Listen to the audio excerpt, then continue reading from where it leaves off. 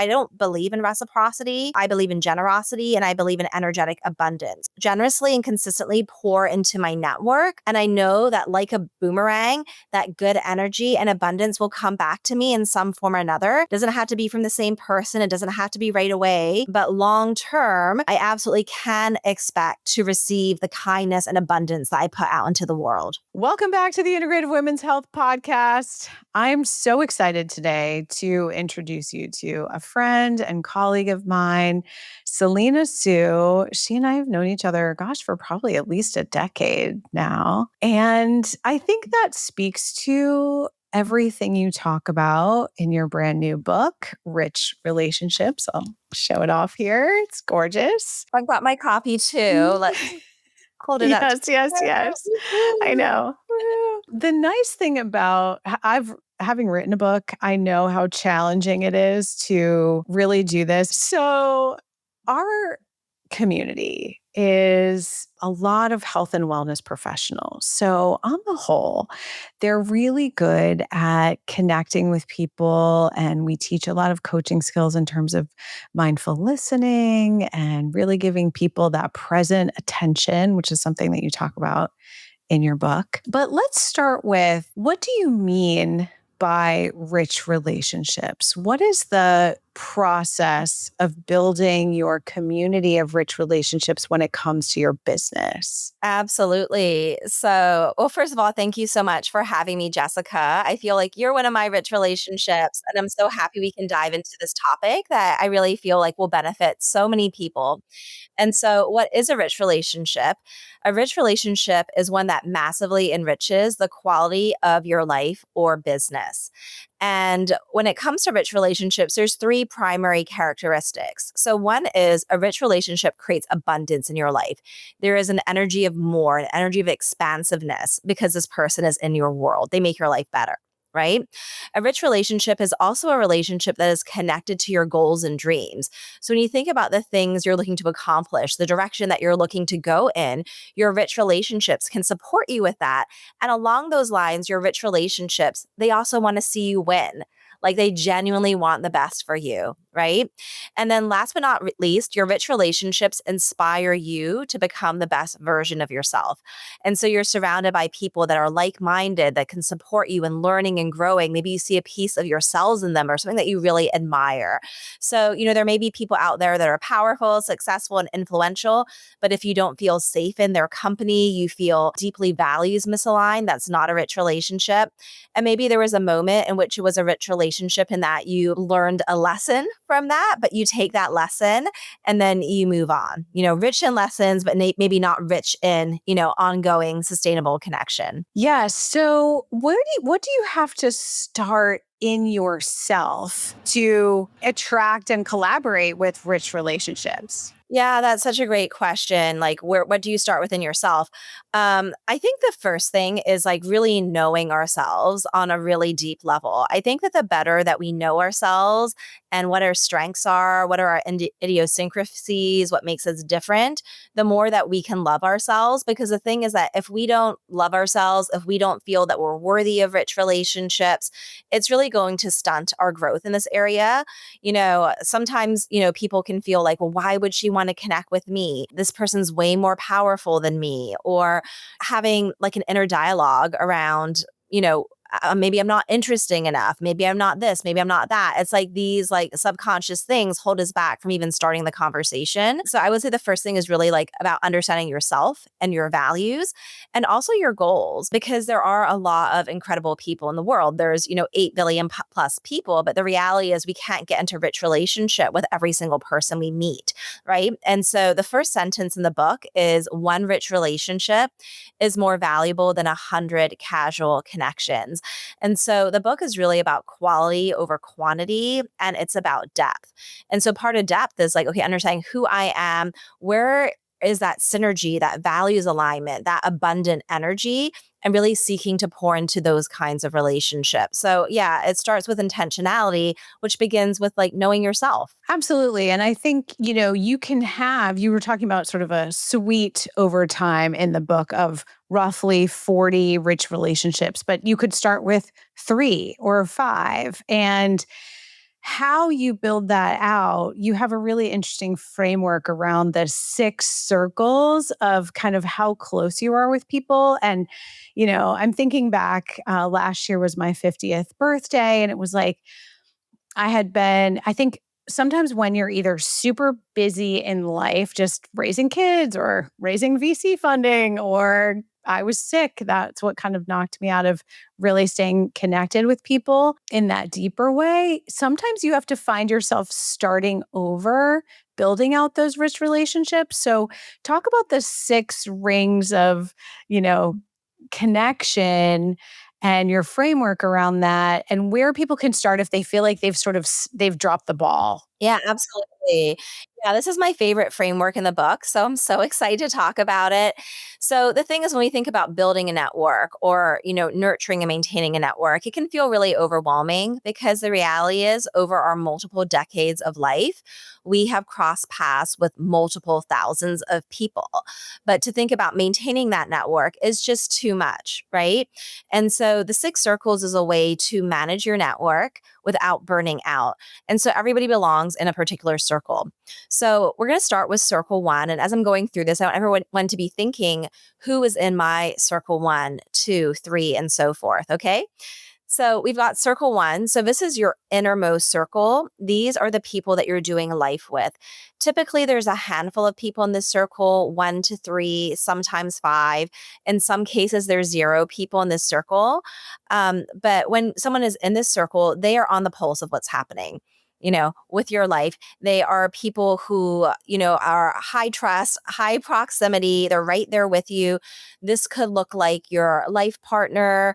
This could look like your very best friend that you talk to multiple times a week. This could potentially be a business partner of yours. This could be a particular family member, but it's really a very, very small handful of people. Now we go into the next circle. Circle two are your treasured connections. So that's typically about half a dozen to 2 dozen people.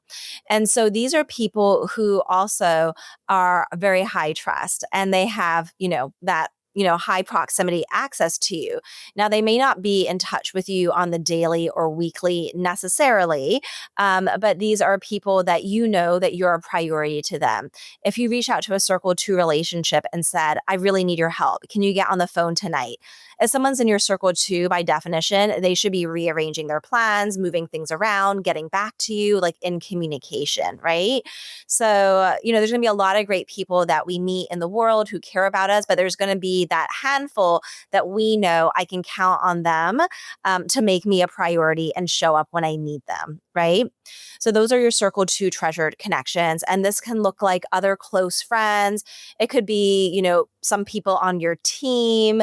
And it could be just, other colleagues and, people in your world who are very important to you. And most of those people, you would do the same for them. There would be some reciprocation or not Not necessarily. always. It depends. So, like, let's say somebody is your therapist and you've been working with them for, 3 years and you talk once a week. They may be your circle two. You completely let your guard down. You know everything about them. And in the context of your relationship, they'll absolutely show up. But then it's not appropriate for you to be the same for them because it's a paid relationship, right? Like, And maybe similarly, even one of your highest level team members would fit in this without yeah. that reciprocity. Yeah, there doesn't need to be that there. But in many cases there is, but some relationships, have their own kind of flavor to them. So yeah, it's a great distinction. And then the next piece is circle three. So this is your active network. So this is, it depends. It's a couple dozen, typically maybe up to 120 or so people. And so these are people that you know that you hold in high regard. These are people that you would feel comfortable inviting to your home, bringing them to the party, introducing them to other people. So they're really distinguished by the 3 R's. So the R's would be you respect them, right? You hold them in high regard. You would also feel comfortable recommending them, putting in touch with other people in your network, whether for business or friendship or something else. And then then the other R is that they're responsive. If you are reaching out to someone to invite them to something, to connect them to someone, to ask for their support, you shouldn't feel like you're always being ghosted, right? If that's the case, and maybe they're busy or whatever it is, but it just shows that, the strength of the relationship isn't quite maybe what you thought it was, right? So they wouldn't be a circle three relationship. So, yeah, we have a lot of people in circle three. These could be other colleagues, promotional partners, team members, other people that you have great rapport with, right? These are your circle threes. Now, then we have circle four. So, circle four are your distant connections. Other people might call this, weak ties or loose ties. So, there's a couple reasons why someone might be in circle four. Maybe you just met someone. Maybe you've only had one conversation or two conversations. Even though you have a great feeling about them, they are still essentially a stranger because there's so much more to be revealed, right? And so, they shouldn't be super high trust and super high proximity, right? In the get go. So, kind of acquaintances, early stage, kind of, moving from stranger to friend, they would be in that circle four category. Another reason why someone might be in circle four, you could have known them for a very long time. You went to high school together.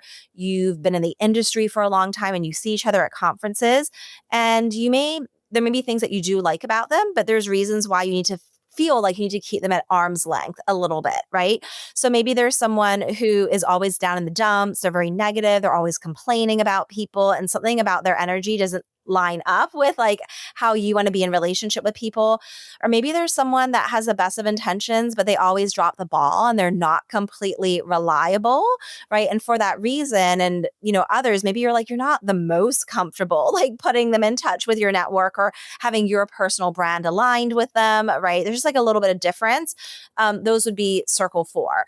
And another reason why you might have people in circle four is you're at a place in your life where you're at max capacity between perhaps kids, aging parents, your clients, right? There isn't room to make anyone else like an active member of your network where you can be responsive to and so forth. So those are the different reasons why people may fall into circle four. And it's actually important to have a abundant circle four. But there is a difference in terms of the level of general proximity and access to you. Well, and I can see how this could be so valuable as you transition later in your business, wherein then you're an empty nester, when you start to open up a Yes. little more time. And then Mm, there are some of those circle fours that you have the time and the energy and maybe even the budget to sort of invest in those relationships, the ones that aren't dropping, that are good alignment, but you just don't have space for them. There may be another time in the future when you do have space for them. So just even gently cultivating those relationships, I think could be so valuable. Yeah. yeah, absolutely. And then there's circle five. So these are disconnected relationships. So people would be in circle five if they have really done something wrong to you. Maybe they have betrayed you, a line has been crossed. And unfortunately, you just don't feel safe with them. Things cannot, it's past a point of repair. Or maybe this is someone that has never done anything to you, but they have done things to your friends and you know that this is not a dangerous or safe person. This is not somebody that you want to have in your active circles or even your distance circle. You don't, if there was like a small event with six people and you knew that they were there, you'd be like, I don't want to be in that room. Like you just really like, we're not pursuing that relationship. That's circle five. And so, most people over the course of decades of life, there may be, one, two, three, a handful of people in those circles and sometimes more. And then there's circle six. So that's 8 billion people. That's everyone else in the world that you have not connected with yet. So everyone can fall into one of these six circles. And I remember someone once saying, maintaining a friendship not rooted in your truth keeps you out of integrity, right? And by extension, maintaining a relationship that's not rooted in your truth keeps you out of integrity. And it was really powerful when I heard that because at the time, I had multiple relationships that were not in alignment for me, not because I'm actively seeking misaligned relationships, but sometimes you meet people and you have a certain feeling about them. And then over time, you realize, wow, this person's really emotionally volatile. This person is really interested in a one sided relationship and isn't genuinely interested in me, right? And so it's not that, we should beat ourselves up that we have misaligned people in our lives, because that's going to happen on, a continuous basis over a course of life. But it's really developing that skill set when you see who someone is, how to change the dynamic and move them into an outer circle. And you don't have to say to people like, hey, I've moved you from circle 2 to circle 4. They don't have to know, but you know. And when you know that, you're managing your energy and you can feel like you're in integrity. And when you're in integrity, then you can trust yourself. But if you find yourself in all kinds of weird, awkward relationship dynamics that clash with your values, you're not going to be at peace. So I just find that this framework is really, really helpful for so many ways. One, for maintaining integrity, but also realizing who are my circle 1s and 2s, and also the 3s I should really pour time and attention to. Well, and I think this brings up the important point that cultivating and intentionally having rich relationships, building a rich relationship network is a very different mindset, skill set, and practice than just sort of this idea of going to networking meetings or whatever. And so you're actively assessing your network, you're assessing the people that you're around, you're healthfully determining boundaries. You're really thinking about values alignment. This is a whole lot different than just like going to a networking meeting and being like, who could help promote my business? It's just a very different energy entirely. And with the circles, they're based on trust and then by extension, proximity that you give them. They're not based on, who is the most powerful person, who is the most famous person. It looks at also values alignment as well. Yeah, I love that.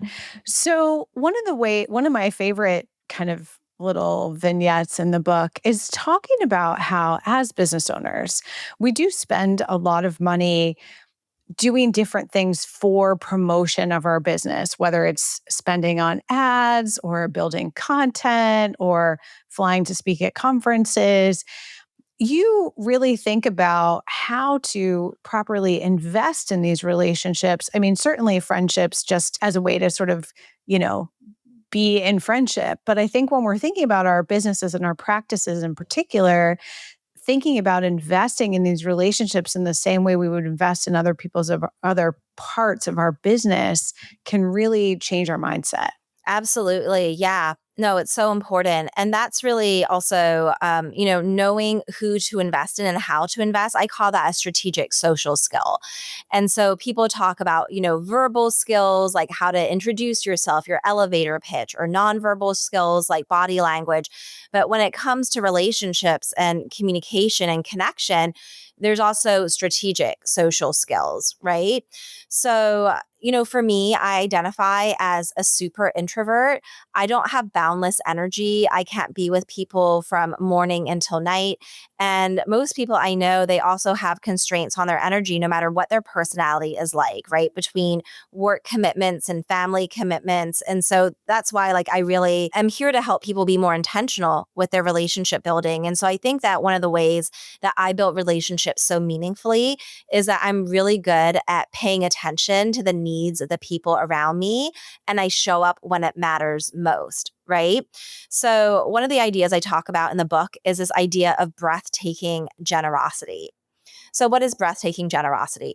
It's exactly what it sounds like. When someone is so generous, so thoughtful to you, so helpful, that it literally takes your breath away. Like you almost don't know what to say, right? You've got goosebumps. You feel transformed.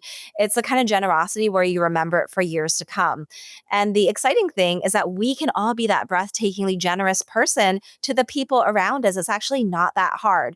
So when people are like, well, I'm not a mind reader. How do I know? Like, how do I become breathtakingly generous, or what do people want and need? So there's a few things. There's two main things. Number one, I want you to think about being a pain detective. So I heard Joe Polish first use this term. And so a pain detective is someone that is acutely aware of the pain of the people around them. Now you might say, Selena, Jessica, how do I know when someone's in pain? There's a few ways, right? A few key ways where people are in pain. So number one, natural disasters. I have a feeling that you probably know someone who has been affected by a natural disaster, whether it's a flood in their area, a hurricane, wildfires. So when you see natural disaster, know there's a lot of pain. And is there anyone that's important to me that I can really show up for during the time that matters the most? So, natural disasters is one of them. Another area is relationships. So, do you know people that are having relationship struggles? Maybe their marriage is on the rocks and they're contemplating divorce. Maybe they are having behavioral issues with their kids. Maybe there's a strained relationship with a family member. Maybe someone, a friend in their industry has betrayed them, right? So, relationships is an area of pain where we can really show up and support people. Another might be financial. Maybe their business has taken a hit with AI and, consumer spending changes and just, different ways where people are prioritizing their investments. And maybe related to that, they're shifting their business so much that now they're almost having like an identity crisis where it's like, I used to be known as this kind of person, but now this business model, this business offering isn't even sustainable, right? And sometimes also with money, as entrepreneurs, a lot of times we celebrate, oh, someone hit this incredible milestone. Maybe you're in a community of six-figure, multi-six-figure, seven-figure entrepreneurs and above. And if you're like, wow, I used to be a seven-figure entrepreneur, but now I'm like making 60% less revenue, you may even feel like, am I relevant? Or all the people that gathered, with me, will they even find me relevant? Would they still want me in their circle if I don't have all these accomplishments and money connected to the work that I do? So there's a lot of pain. And so, yeah, how can you be the first to show up and not the last to show up? Most people really don't move that quickly when they see people in pain. So you have to be ready. So I'm going to share a strategy in a moment about how to be ready. But so we talked about being a pain detective. The second thing is being a dream amplifier. So all the people that they have these beautiful goals and dreams. There's an impact they want to make in the world. There are things that they want to do. There are people that they want to reach. And so how can you be that person that helps them get there faster? How can you be the person that is attuned to what their goals and dreams are and, be that person that makes the connections, that gives them the advice where it's like, wow, my life is enriched by having this person in my world. So those are the two things. And I'm going to talk about like my number one strategy for really being breathtakingly generous. But before I do that, I just want to hear, I'm curious if you have any thoughts and reflections as I dove into that. Yeah, I think that what's so valuable about that is if you're paying attention, if you're thinking about those concentric circles and you're paying attention to the top three in particular, but even maybe a few key people in four that you would like to move to three, if you feel that alignment and you see that collaboration, it's actually very easy to see when people are in pain or when they are struggling or that when they're excited about a next goal. Because in a world of social media and personal branding, like there are plenty of clues that are dropped. So I can't wait to hear the tactics. And then this idea of like, then how do we take action? Because sometimes it can feel kind of awkward to follow up, and that idea of breathtaking generosity. There's a lot of times where people will say something to you if you're in a rough spot and they see it on your social media that's pretty generic, like, hope it goes well for you, like, or sorry this happened, but like, it doesn't really help them. Yeah. I love that. Yeah, that's such a good point. I want to dive into that too as well. So yeah, so my number one strategy, for being breathtakingly generous is to have a generosity fund. So to have funds set aside to show up for people. So real money. That being said, in addition, you can also include your personal time, resources, and things like that. So maybe you see someone is in a lot of pain. Maybe they, lost their significant other who suddenly passed away or whatever it is. And you could be like, you know what? Like, and the person doesn't have a lot of strength. Like they're just like trying to, get by, but emotionally they're falling apart. Right. And so you can be that strong person and be like, hey, I'm gonna rally a group of friends and we're going to, send meals to your home, for the next several weeks. We will raise money, and create a special fund for you. We will do that. So you can put in your own money, but you can also organize other people, right? Collectively. So that's something that you could do. But in the generosity fund, it could be a flat amount that you have in your generosity fund. Maybe, it's a certain amount, like a certain number of thousands of dollars. For others, it could be a percentage of your revenue, right? So, for example, well, who do you spend the money on? I would say, spend it on the most important relationships that matter to you, as well as others who are just really in need, right? Sometimes it feels good to give to someone where it's like, I don't need anything in return. I don't know if that person can ever even help me, but I want to be that kind of person that shows up for others, right? And so you And I have think that's a really important point because this is not always it's actually in my opinion when it works well, it's never with a mindset of transactional yes. because I think people can feel that. I think whether you're helping a person in circle 4 or circle 1, if you're doing it from a place of just pure like you're trying to help or you're trying to celebrate, Mm, whatever yeah. circles back will come. You're not really attaching any reciprocity to that or transactionality. Yeah, no, I definitely want to talk all about reciprocity and transaction because I have a lot of thoughts on that. Yeah, so one story that I share in the book, it's one of my favorites, is that I think oftentimes we can give people the thing that we need the most. So this was a number of years ago. So I was living in Puerto Rico, and all around me there were people that were making a lot of money in crypto. There were people that I knew that invested $100,000 and now they had 10 million. And I'm like, oh my gosh, like I'm the Yes. stupid one that didn't invest in crypto at the right time. So I converted my retirement savings of $170,000 into crypto. And then over several months, I lost $100,000. So there was that going on. I had two properties, one that I lived in, another one that was meant to be like a passive income rental property, only that I wasn't able to find a tenant. There were different, properties popping up around, and mine was not really like suited for the people of the area that were looking for bigger family homes. They had a 2-bedroom apartment. So I was losing $6,000 a month, which definitely adds up over multiple months. And then also as an entrepreneur, there were just shifts in the marketplace where I had to tweak and change my offers, and launches weren't converting the way that they used to. And so even though I felt like overall I'm good at making money and being responsible, but I was feeling like out of control. And I was like, you know what? In all the areas of the life where I struggle, I hire an expert because that just makes everything easier. So let me hire a money coach. So I discovered this money coach. I did a Google search. I found the Dave Ramsey website. I took this little assessment, and then they recommended a coach to me. And her name is Jenna Rose, and she's amazing. And I started working with her, and I started to create a plan and get organized and make smart decisions and things like that. And it was changing my life. And I was feeling so empowered. And I could see that people around me were in pain about money. They were stressed about money. They were struggling with it and so forth. And so I would start telling everyone, like, you need to work with Jenna Rose. She's amazing. And I would, say this to people multiple times, including my very best friend. And by like the seventh time, nothing was happening. I was like, I'm just going to buy people coaching sessions. So I went to Jenna Rose and I said, hey, if I wanted to basically buy sessions for all of my friends, um, what would that look like? Like, could you come up with like this incredible, like, bulk package. So I can just like hand them out like candy. And also, I was promoting someone who had a money course. And so I was like, this would also be a really good bonus for me. So I already know I'm going to have multiple dozens right off the bat. And so she came up with a package, which actually blew me away. It was breathtakingly generous.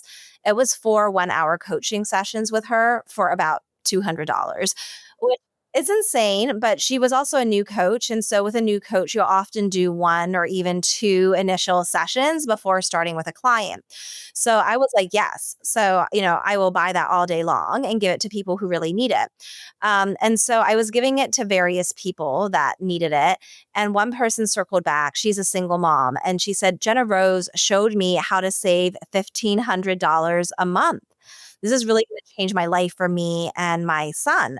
And so $1,500 a month, if you do the math, that's $18,000 a year. That's $36,000 over 2 years. And so I was able to spend $200 and I was able to create this kind of impact, right, in my friend's life. So that's a win for me. It strengthens our relationship. It's a win for the friend, and it's also a win for Jenna Rose because she's building a new relationship with someone, a new client who will very likely continue to work with her in some capacity, or at the very least, sing her praises, refer her, and so forth. And so it's like there's certain things that you can do that either cost no money or cost a small amount of money, $100, $200, $50, but it can make a massive life-changing impact. So when it actually comes to my generosity fund, Jessica, I don't have a limit. If there's anyone that I know that I care about, like I will spend $200 all day long because that's the amount I would spend to go out, and have a steak dinner in New York, probably Yeah. more. Yeah. And Yeah. so if we can do something that's life changing, like I will. And I'm a coach myself, and I'm someone that has been the recipient of very powerful coaching. And I know that you have a community of coaches. So, we all know the life changing impact when someone pours into you in that way. So that's a thing that I like to gift, right? I mean, there's different things that you can do. You can gift to charity and this and that, but I like to gift to specific people that I know and care about. So I will do that all day long. So yeah, I just encourage people to think about, like, do you have a special skill where maybe as part of your generosity fund, you will donate a portion of your services to friends, to colleagues, to people in need, and it could be a digital product or whatever it is. But is there something like that that's set aside to support others? Or maybe it's money, and you can take someone out, or someone is feeling really overwhelmed. Maybe you gift them 5 hours with your executive assistant to help them get organized. There's so many things that you can do. It's not to be a tremendous amount of money, but it will change your life. And the other thing, Jessica, if we just think about it, like, let's say we have, like 20 VIP clients and do something really thoughtful and generous. Maybe it costs us like $100, right? But it's really thoughtful. It's actually the thing that they need, and that will cost us $2,000. But if you pour into 20 VIP clients and show up with breathtaking generosity, I'm pretty sure it's going to grow your business somehow, whether they continue to work with you or they refer you. Not that you're doing that for that, but it's just knowing, because you talked about reciprocity. So I don't believe in reciprocity. I believe in generosity, and I believe in energetic abundance. So it's kind of a semantics thing. But I don't believe, oh, if I've done something for you, like Jessica, if I give you something, then I'm waiting for you to like throw the ball back at me. That's not why I gave it to you, to have it thrown back to me. I mean, it's fine, right? When people want to be generous, but it's like, no, I just like truly gave that to you because I just wanted to give. Like I gave to give, not, I didn't give to get. And I think that a lot of people are sometimes afraid to receive. Maybe growing up, they found that receiving came with strings attached. And so it wasn't safe to accept gifts. Like, what is someone's ulterior motive? Now they feel like, that I might have to reciprocate. They might ask me for things. I might feel out of integrity if I can't like do these things, right? So, but I just don't believe in that. Like I'm comfortable receiving, and I'm also very comfortable giving and never receiving anything in return. That being said, of course, I'm not going to consistently pour into someone that is maybe only self-interested and doesn't care about me at all. But so anyways, I just wanted to share some of those big ideas, and hopefully that sparks things for other people when they think about how they can be more generous in their life. Yeah, and I think a couple of the key factors about that is it is from this mindset of abundance and giving, and yet healthfully, keeping Hopefully, yes. being aware that you're not pouring into people who are just taking advantage of you or are ungrateful or, whatever. And yet expecting this just general abundance without really attaching any meaning or transactionality to it. You're giving from a true place of I think generosity really is the best word for that. And then the other thing that I love about this is the creativity that can come from it and the personalization. So, you're really listening to what people need and what they're celebrating, and you're being very specific. And so I think it can actually make it a lot of fun. And I think an important distinction for people to understand, Jessica, is it's not just about giving, and depleting yourself, but it's understanding when you are consistently a kind person, a loving person, a generous person, you give to others, you will receive. It's not that I'm just looking to give and never receive anything from the people around me, but rather than thinking like I'm giving this one person that thing, so I'm waiting to receive the thing back. It's like, no, I generously and consistently pour into my network. And I come from a place of relaxed abundance. And I know that, like a boomerang, that good energy and abundance will come back to me in some form or another. It doesn't have to be from the same person, it doesn't have to be right away. But long term, I absolutely can expect to receive the kindness and abundance that I put out into the world. Absolutely. We think of this in, like, we call it the web of support. So it's not so much that it's like one for one, but it's like you're giving and creating this community. And it's almost like the web is like a trampoline that bounces that energy back to you from somewhere. It just may not be a direct, reciprocity. So I want to wrap up with talking about kind of this structure that you've created in the book around how to build and nurture and activate. It's one thing to kind of stick people in those concentric circles, but how do you maintain and activate those relationships over time? Yeah, absolutely. So there's a few things. So there's phases, right? So step 1 is build. Build your $1 million network. So that means getting clear on who you need in your network. What are your goals and dreams? What are your values? Who are people that are connected to that? That might be, joining a mentorship program and meeting like-minded peers. It might mean going to an industry conference. It might be other special interest groups. It might be virtual events or in person, right? It might be people you went to school with. So the first step is to build, which involves clarity of who you are, who you want, where these people are. So that's step 1. Now, once you have built, like these people, the next step is nurture, right? So you actually have to pour into these relationships. There's this saying, out of sight, out of mind, right? So even if you know someone, if you don't talk to them for 3 years and you only circle back when you need a favor, it's going to feel like a transactional relationship. The person's not going to really feel valued by you. And that's never what we want to do. We might be thinking, I love this person, I respect this person, but if we're not in communication with them, then they just don't know, right? So in my book, Rich Relationships, I teach a lot of nurture strategies that are low time, but high impact and really transformational. So we do need to have a nurture plan, and it doesn't have to take a lot of time. Now, the next piece is activate. Right. And so you have these relationships, you've nurtured these relationships. You're not going to unlock the full power of your rich network unless you're in activation. And so activation means leaning on your network for support, asking for help, right? Inspiring people to say yes so that people show up for you during your times of need and rally behind your big goals. And so I find that the activate piece is for sure the number one area where entrepreneurs struggle. Things come up like, I don't want people to feel like I'm just using them. I don't want to damage the relationship. I feel like the things I can ask for are very limited. So let me just wait until I really need their help. And who knows when that will be. But I really believe that, with the right people, when we bring them in on our journey and we allow them to support us, we're actually strengthening the relationship, not weakening the relationship. Now, of course, there's nuances. If you've just met someone, you're not going to ask them for big, inappropriate favors, right? There needs to be a certain level of connection before that door even opens. But the other thing to know is there's this thing called the helper's high. So we know what this is because for a lot of us, it feels really good to give to someone. And when we're giving to someone, it's someone's birthday and we're giving them a gift, or, they're in a time of need and we're showing up and supporting them with words of encouragement or advice.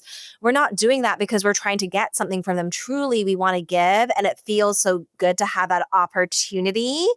And so it's just important for people to really understand that. So in terms of the activation, a couple of other pieces to keep in mind.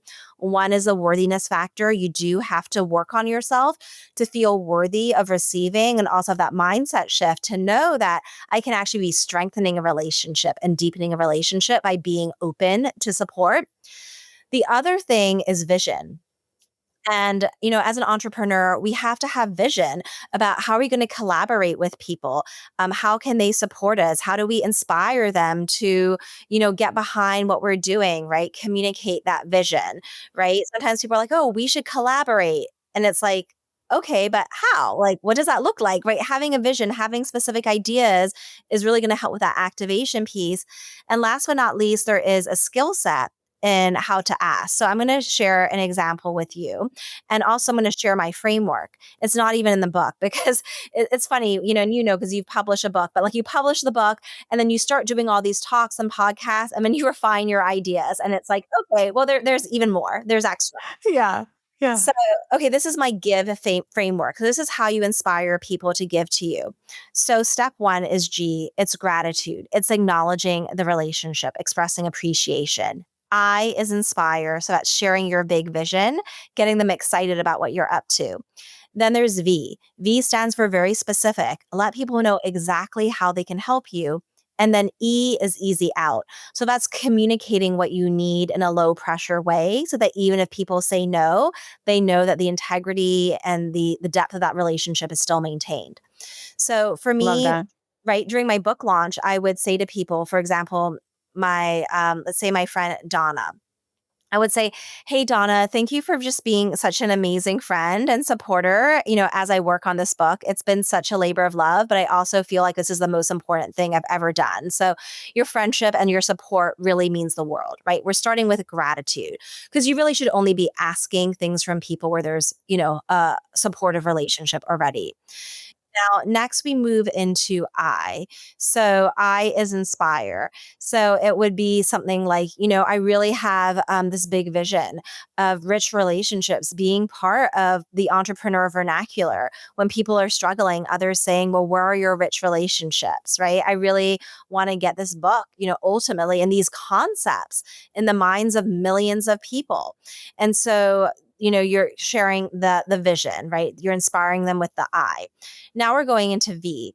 So now we're getting very specific. Now we're saying something like, so my big goal is to get on the USA Today bestsellers list. What that means is I need to sell 4,000 copies of my book. And I know that the only way that I can sell 4,000 copies is lean on my friends and colleagues and closest supporters to see if they're willing to support me. Specifically, I'm reaching out to my closest friends to see if they'd be willing to buy 20 copies of my book. That would be $500. That being said, anything that you could do, buying one book or a few books, all of that moves the needle and gets me closer to my goal. So thank you so much for considering. I would love to know if this might be something that you could support me with, right? So the easy out, it's not saying they don't have to do it. You could say that, but it can also just feel like very low pressure. And when you present things in that way, I find people are very excited to help, the majority of the time. And so, I hope that people really use this framework because a lot of people are not asking nearly as much as they should be. Well, and I do think that's helpful for your rich relationship, for the person on the other side, because as you said, it makes it easy for them to help you to get that helping high and to do it in a way that's specific to what you actually need. Yeah. So, yeah, excellent. So, before we wrap up, is there anything else you want to share? Of course, I strongly encourage everyone in our community to go and buy this book. But what else do you have going on? How are you supporting people now? Yeah. Actually, I do have something that I would love to share with people. So, as people read through the Rich Relationships book, one thing that they consistently say is, I really love the scripts that you use because so much about rich relationships is communication, but people struggle. Like, what are the words that I say to start a new relationship? What does it look like to follow up and check in and nurture a relationship? What are, exact scripts for activating and asking? While keeping the relationship strong, and also how do I set boundaries because sometimes I'm going to have to say no to things but I don't want to hurt the relationship. And so throughout the book I have amazing scripts and people are like, could you just put all the scripts in one place? And I was like, absolutely. So I have this bundle of scripts and I'm giving them away 100% for free. So Yeah, they can go to richrelationshipsbook.com/scripts and they're going to get over 20 scripts that I've used to build a 7-figure business.